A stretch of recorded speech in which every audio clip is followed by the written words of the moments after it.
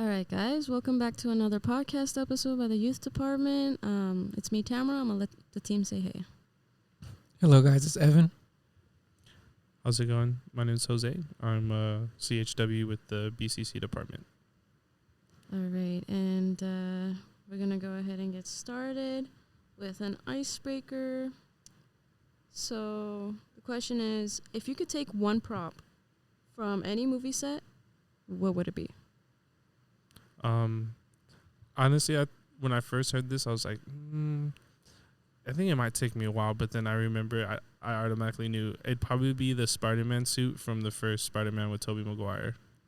That one was nice. Even though I probably wouldn't be able to fit in it, it'd be nice to have like a custom like body for it to go into, so it can be like displayed. Mm. So yeah, Cool. I was like in love with that movie as a kid, so I would watch it all the time, and then so probably would be that Spider-Man. That's suit. fire. Nice. That one is a good one. Especially like you went to like the great length to specify. Yeah. What about you, Tamara? Or you want me to go first? Yeah, you could go. I think I would like wear the Predator suit Hey. Oh, dang. with the mask. From the first one Yes, Yeah. the with the Arnold. Arnie one. Yeah, Dylan. Exactly. Go get to the chopper. Get to the chopper. That's the one, because that was like one of like the first.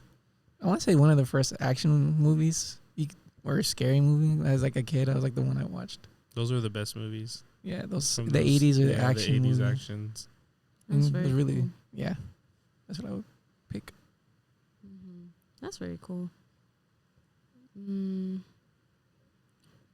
For me, like, I don't know. I had it in my head, but then I was like, I thought about it, and then I thought about it some more.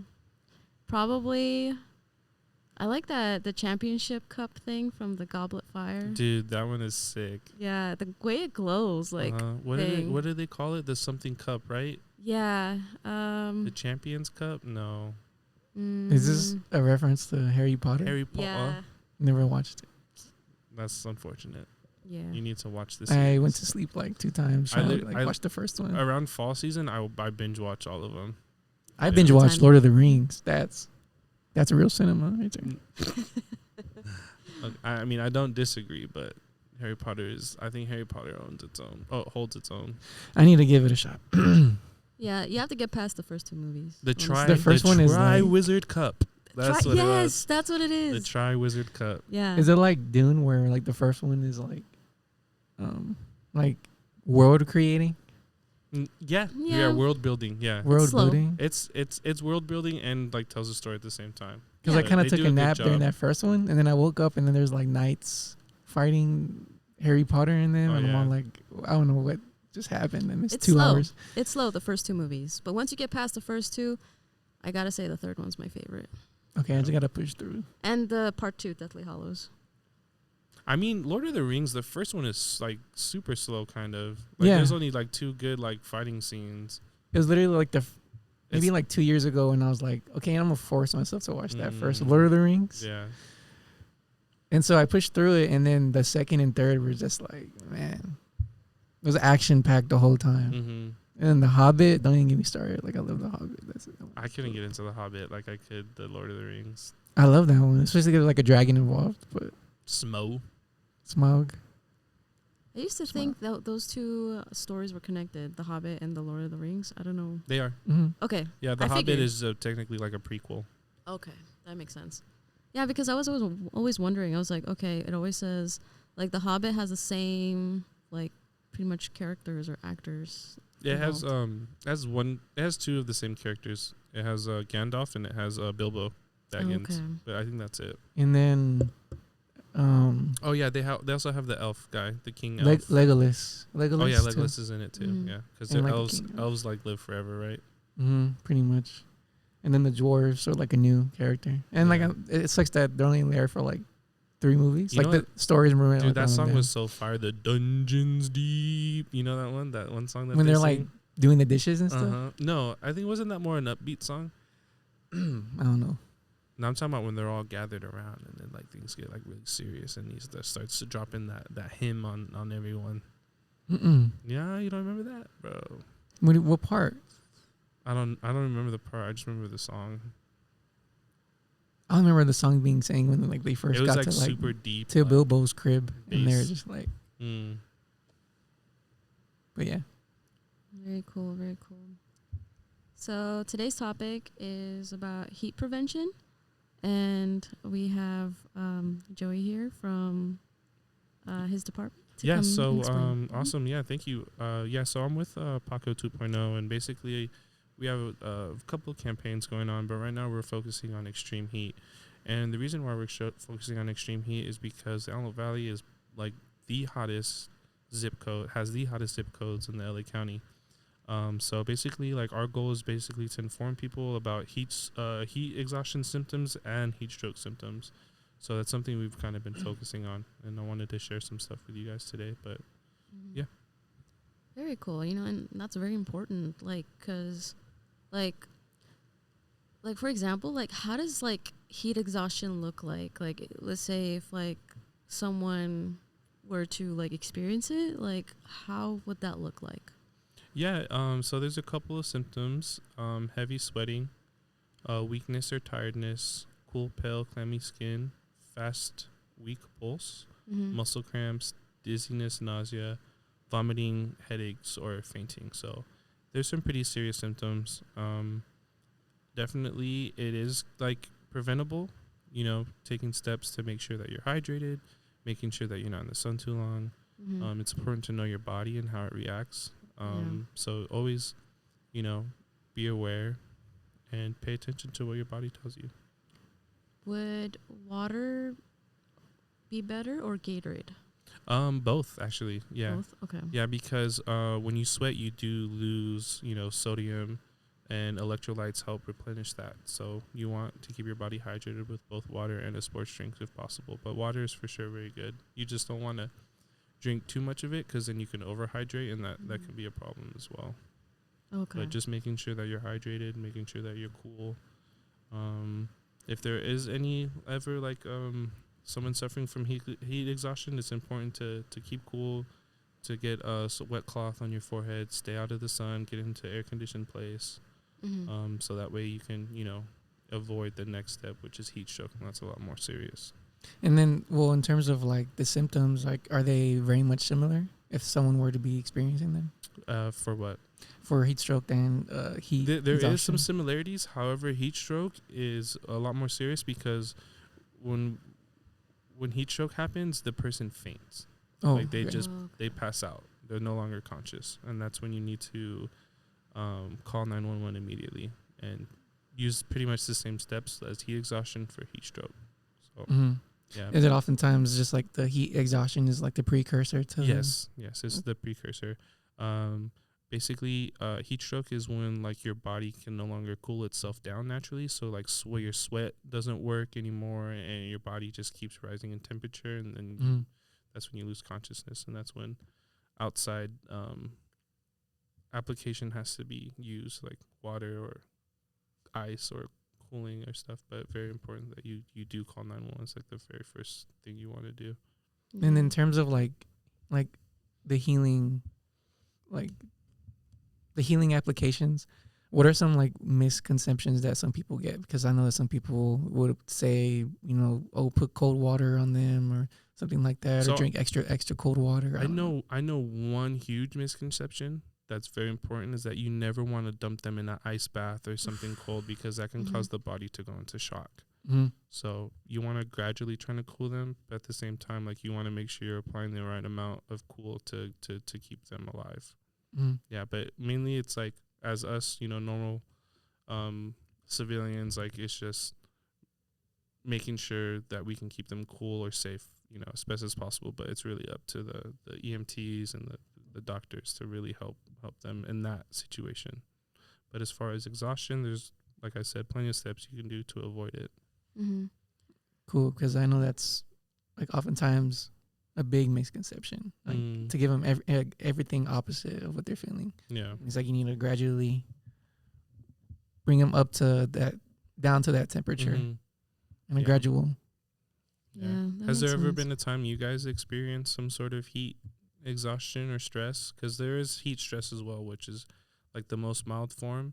basically your just body, it just feels extra stressed due to the heat, whether you have like you're just kind of irritated, or like you're sweating, or like, you know, you just, the sun is too hot, sunburn. So anytime that you remember being really hot. Heat stress is a symptom, can be like, is irritability, like it's Yeah. like because I know, like, I mean, everybody's attitude just turns up to like a 10 when it's hot outside. Yeah. And especially when there's like a task at hand, or like something that needs to be done, and it's like the urgency is like 10 times more Right. needed, whether, because I've worked in like fathering construction, and like everything's like double time, like, because I'm not gonna be here after hours, is what everybody's trying to say, and like, but I'm like, you can't be doing things like that fast. But that's my experience with that. I've witnessed a family member undergo heat stroke, but I think he was also having a heart attack at the same time. Yes. Sorry, I don't mean to cut you off. Very important, though, is that people with disabilities or diseases or stuff are much more susceptible to the heat.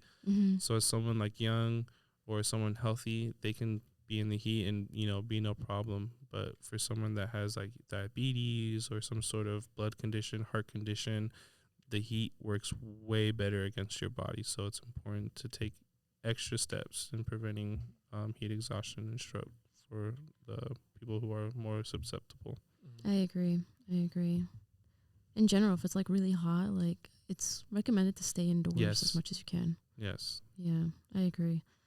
And that's like, I guess that was one thing that I guess we didn't see coming, because like my grandpa had like heart condition already, and that's already like one of the things that you have to be worried for is and like I just remember, because I was like a little kid, and then I remember he came home and he like collapsed on the couch, like, and he was really pale. Like when I tried to go and like hug him or touch him, because like he just came home, and so like it's kind of impolite to go say hi to your elders. So I went and like, and the minute I touched his skin, it was like cold and clammy, and like he was just, I don't even, like, he was not even sweaty, but it was like clammy, and like he was like really, really like pale, and he's pretty tan, like my grandpa. And so like for him to be like really, really pale, because he's always walking under the sun, he was always passing out flyers because that was his job.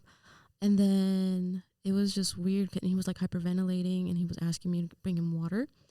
So I brought him water and stuff, and then by the time like everyone got home, you know, we called 911. They realized like, okay, he's not like feeling good, he doesn't look good.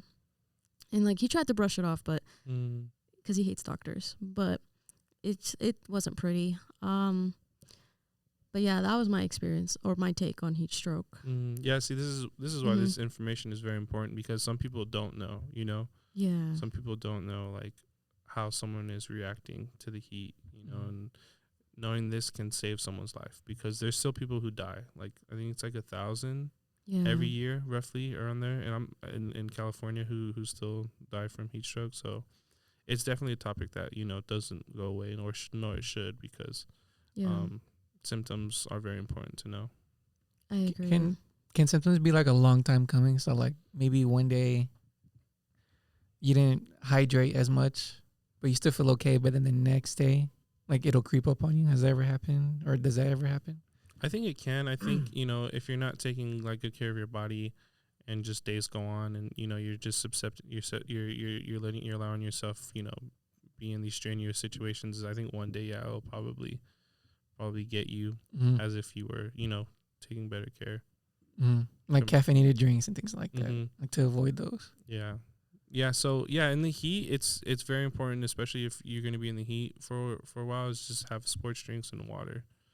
I usually stick with Gatorade. Gatorade works really well for me, or Powerade. So I'll usually have like, you know, a bottle of water, and then I'll sip the Gatorade throughout the day, but like continuously hydrating yourself. But like I said, very important to not just keep chugging, because you can, you know, harm your body like that. So just true. Does temperature of the drinks like matter? Like, does it help? Does it not? I know personally, I know that like warmer drinks hydrate more, because I think your body, if it drinks something cool, it has to like warm it first before it can process it. Oh, I didn't know that. But I think drinking cool drinks does help you cool down. Like it does bring your temperature down. So I think it's fine just to drink colder drinks in the summer, because it does help keep you cool. So like iced coffees don't count, right? Because I feel like with iced coffees it dehydrates you more. Yeah, coffee's not. You want to avoid coffee if you're trying to stay cool and hydrated. Think like if you have a coffee in the morning when it's cool and stuff, but like as long as you're drinking water throughout the day. But if you're like hot and like, oh, I need something to drink, don't go for a coffee. Yeah. Makes sense. Would you recommend like anything to put like on you when you're in the heat, like a cold piece of like a rag or something? Can you do anything like that? What I do is when I'm out and I'm doing outreach and it's hot, I have like a kind of like I forget what they're called, but it's like a kind of like a mask, but like you can use it in different ways. It's just like a solid like a shade almost. It's like sunshade. No, it's like man, I really don't know what it's called. Like a burqa or something. I don't think it's called a burqa. Oh, I know what you're talking about. It's like a baklava. It's kind of like that, yeah.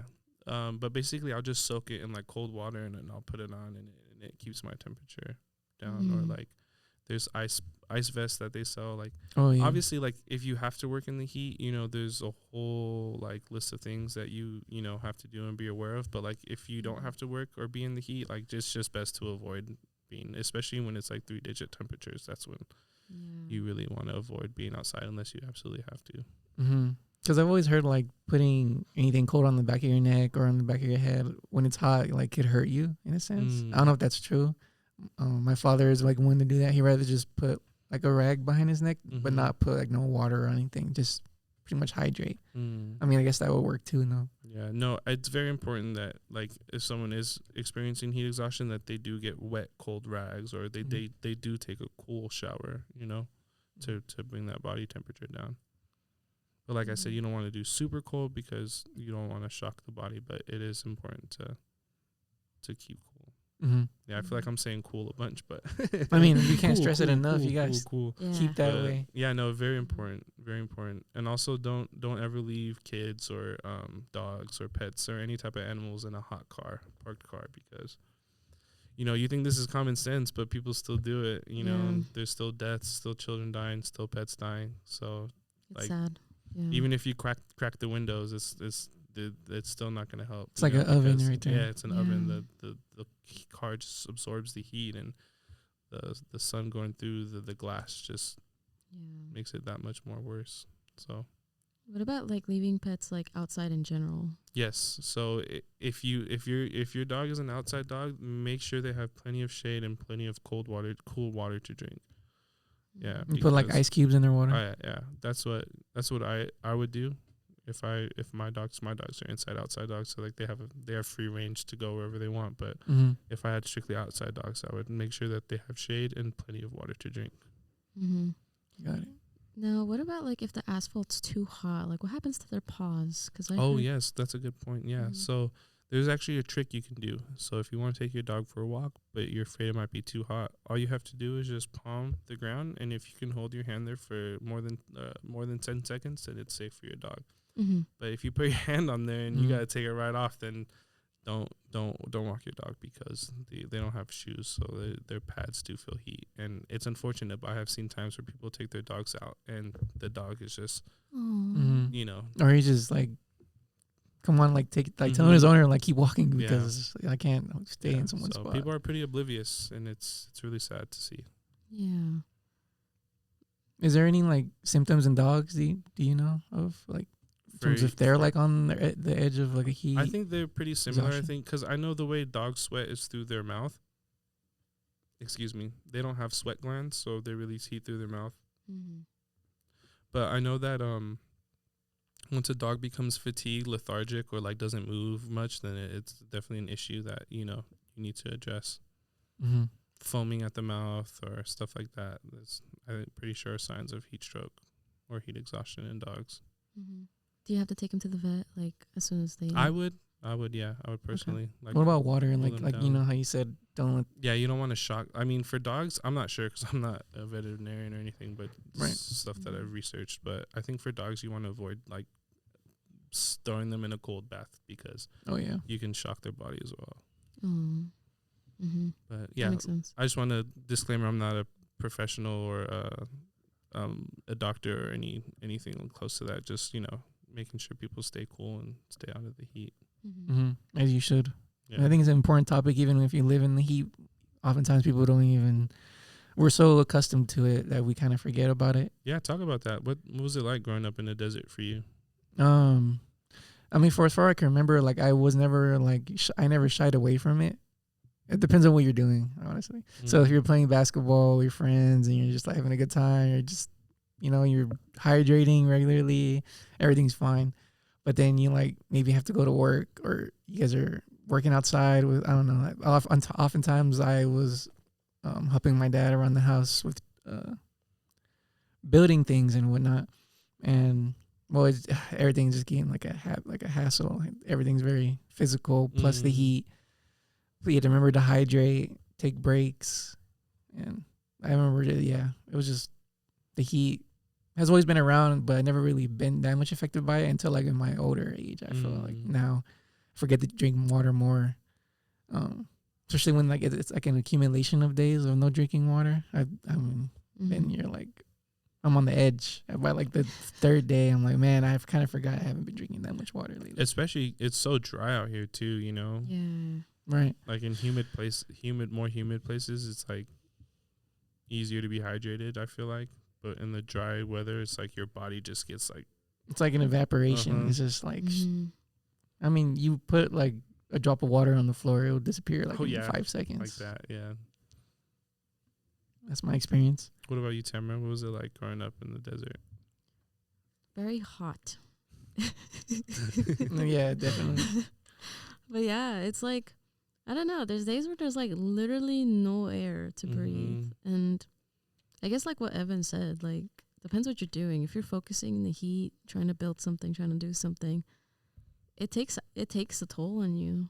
Like you feel like you've done probably like a week's worth of work, even though you just probably like built a chair outside and you just brought it in. But it's like, yeah, I'm like with heat, like there's so many problems. Like sometimes like even electricity like short circuits because it's too hot. Oh yeah. Sometimes you gotta turn off the like AC because the bill's too high. Yeah. Just like things like this, it's like you gotta find alternatives. Yeah. That's an important aspect. That's very important because the payments of there's low income families that cannot afford to keep their AC on. So like what can we do for them? Like where can they get their cool from? Which is also cool because we do have a list of cooling centers around the Antelope Valley that if you are struggling to keep cool, you can go to these cooling centers. They do provide a nice place for you to sit and to enjoy the AC. So yeah, please check it out. We recommend you guys do that. Yeah, very nice. And stay safe during the heat weather. Like it's too much. But also like piggybacking a little bit, like what are some like clothes that you can wear that might help out? Because sometimes like I'll wear like very dark clothes because it looks nice. So I'm like I'll wear like really dark clothes, and then I'll feel the heat really bad. Does that affect like yes, how you absorb? Or? Yeah, black dark colors do draw in heat more. It's important like you do. So like there's two things to think about here. There's the heat and the sun, right? Because you can be hot but out of the sun, or you can be in the sun and not be hot, or you can be in the sun and be hot. So like it's important to protect your skin, number one, and two, to make sure that you are cool. So you want to wear light colored clothing, loose fitting, and make sure that you are covering most of what you can, because the sun will, one, you can get sunburn, right? So it's always recommended that you wear sun lotion. But two, like I know my mom, she likes to wear big hats, glasses. She wears the sleeves and the gloves and stuff to really keep the sun off her because, skin cancer is a thing too. So it's something always to be worried about. But yeah, definitely you don't want to just be like rocking shorts and like a tank top and like 100 degree weather with the sun beating down on you, because it may seem like it's like opposite of what you may think. Like but also like for me personally, I feel like if the sun isn't directly on my skin, I do feel a little cooler. So when I worked construction, I'd always wear a long sleeve. But I made a mistake one time. I wore a bright white shirt working out in the sun, and what happens there is that the sun will reflect off it, and you'll feel more heat like on your face. Dang. Or it's hard to even look at, because if you look down, you just see like a white compression tee. Mm-hmm. Yeah, I mean I didn't even know that. Yeah. But I definitely agree with you. Like on the long sleeve, it may seem like, oh, why you gonna wear a long sleeve? Like it's hot. Well, make sure that you're hydrated. Yeah. One and then for second, like maybe we have a compression long sleeve, because that's a breathable fabric. Yeah, breathable. Exactly. And that'll keep you cool. And then like it won't whisk or dry up the sweat. It actually like absorbs into the t-shirt, make you even cool you down more. So yeah, those are like good point. Yeah, that's another good thing. Point. Going kind of back to growing up in the desert, I remember just like being at school, and like the lines for the drinking fountain would be like so long. Man. That's crazy. Like right after recess, everyone's getting water, and you just gotta wait. Like you'll be like 5-10 minutes late to your class to get some water. But those who were smart brought a water bottle to school. Yeah, all that hydro and Yetis wasn't a thing when I was like in that too. Or for like you're going to lunch and they have like those aluminum like bench seats, and you like try to sit down and it's just hot. Or going down the slide. Oh, that's the worst. Yeah, don't ever go to the park during the heat of the summer, because that plastic will just melt your skin right off. That's scary. Or like touching a door handle, like that's been just facing the sun. When you're putting your seatbelt on. Oof. And you touch your skin, you're like, ooh, leather seats in the car. Yes. Oh, I think visors are an important thing for cars. Yeah. Yes, sun visors. It's gonna be hot regardless. But it's gonna protect the interior from that damaging sun. You know what I noticed out here too is that some of the signs look like they've been melted with like a blowtorch. I've seen You've that. seen it kind of like it's curled, isn't it? Yeah, they're curled, discolored, dark, kind of like an orangish color. I mean, who knows how long some signs are in the world, like how long they've been there. It's crazy. Yeah, honestly, I thought it was just someone going around destroying signs. Right, that's what I thought too. Like, but that kind of makes sense now that you bring they're that like up. warped. Like it's like a vinyl. Like vinyls. But like to this extent was crazy, because it literally looked like a fire had hit it. Yeah. So it's definitely hot out here in these I feel like some people can also like take advice from places where it's always hot continuously. Like maybe see how recommend or refer to people who like live in like North Africa, like in Sahara Desert. They always are like draped in a lot of clothing, but albeit it's like very flowy. It's not like very constricting. Yeah, there's a science behind it for sure. They know what they're doing. You know that those generations of people have been in those deserts living. Not only living, but like thriving. So definitely doing something right. Yeah, and then we live in a way less worse condition than that, but it's still hot regardless. So it's interesting though. But when I lived in Florida, every place had an AC. Like literally every place. There's places out in Cali. There's restaurants, stores that have no AC in them. Yeah, and it's something that's always boggled me, because like we live in such a hot area. Like, why isn't there AC in everywhere? Like, and plus too, there should be like something. Because like we have fields, literally fields of solar panels.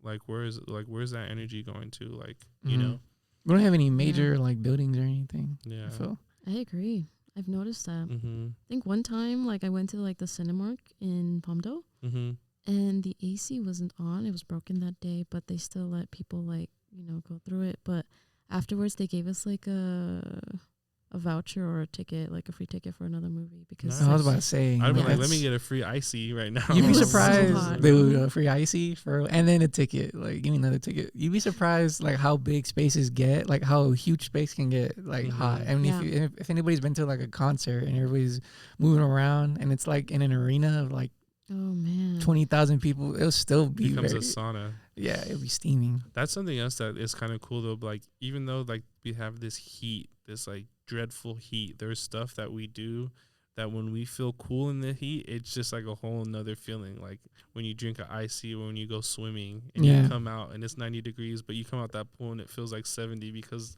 it's freezing. You're like, give me a towel. It's so strange how that works. Yeah. It just feels that much probably more gratifying. Like everything is just like heavy labored. So when you get small. Okay, so here's the next question. What's more comforting, cozy in a cold place or like cool in a hot place? Cozy and cold. Yeah. Because it hurts. Cold hurts. I know heat does in like a sense, but like I feel It's like just like- cold goes to your bones, you know? Your Mm. skin It dries. just penetrates deep. Yeah. Yeah, I mean, I like cozy and being cozy in the cold because, like, even though like my eczema acts up and like stuff, it's not pretty, but I love the idea of like the snow and stuff. It just brings me back to my hometown. So I'm like, I love it. It's rare to see snow out here. It is. It does happen though. Like, Yeah. people get so like tripped out when they're like, "What? It snows at a desert?" Mm-hmm. Oh yeah. Definitely. People don't understand, like, because of our elevation, we're a high desert. So in the winter, it gets just as cold in the winter as it does hot in the summer. Mhm. So it's like, that's another thing too. Like, people who live in deserts, usually like their body acclimates, right? Our bodies have such a hard time acclimating because as soon as we get used to summer weather, that's the crazy. winter weather comes, and then that's why now we we're get like sick. super cold. And then when winter's about to end, then summer starts, and that's like super hot. So it's like, because I feel like- remember like, oh, I can be like when winter would first start, like it's 60 degrees, it's freezing, you know. Mhm. And then it gets like 40, 30, 20, and then you're just like, 6 degrees feels nice. Yeah. Yeah, it'll does. Yeah. definitely in the Antelope Valley. It dips to like at least 30 in, Mhm. in the night. I wouldn't say during the day it like stays, but it will easy 28, 30 degrees at the Yeah, night. if you go at night, ooh, Yeah. it's cold. It's Freezing. really cold. Mm-hmm. All right, guys. As we're wrapping up the podcast, is there any final thoughts? Yeah, definitely. I would like to share this flyer. We're having a movie night. We're going to be watching Elemental. It's going to be at 858 West Jackman Street, Lancaster, California, 93534. The first 23 people to RSVP will receive a free backpack. So please come, have fun. We'll have free snacks, free activities. So yeah, please come and see us. Mm-hmm. And the Sounds flyer dope. will be posted at the end of the video as well if you guys want to take a picture of the Awesome. QR code. So we'll go ahead and upload that. Mm-hmm. Thank you guys for All having right, well, me. thank you for coming, man. All right. Thank you for Appreciate joining it. us. All right.